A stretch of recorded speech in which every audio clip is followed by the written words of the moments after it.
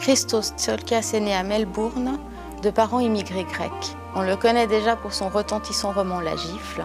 Jesus Man a été écrit avant, mais vient d'être traduit en français. Il retrace l'histoire de la famille Stefano à travers les trois frères.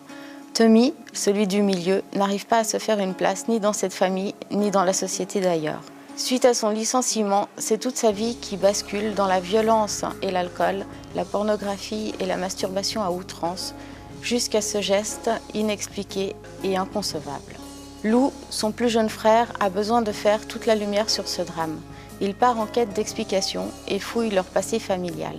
Mais est-il vraiment nécessaire de faire ressurgir les fantômes pour pouvoir aller de l'avant? Tommy regardait la télévision. Il ne s'éloignait plus guère de son appartement. La chambre, la cuisine, le salon. À l'intérieur, il ne risquait rien. Dans les rues, si. Il évitait de sortir le matin et en fin d'après-midi, quand les gens partaient ou s'en revenaient du bureau, de l'usine, de l'entrepôt. Tommy n'avait pas d'uniforme. Même la courte promenade au milk bar où il achetait du lait, du pain, du chocolat, supposait un effort. Car il fallait faire face à des inconnus. Angoissé, Tommy articulait à peine. C'est seul qu'il se sentait le mieux. Jesus Man est un roman très engagé, enragé et extrêmement révolté.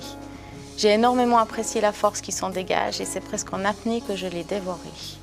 Mais je suis restée abasourdie face à la détresse de Tommy, sa dégringolade, le manque évident d'estime de soi et le fait qu'aucun membre de son entourage n'ait réussi à déceler la profondeur de son mal-être.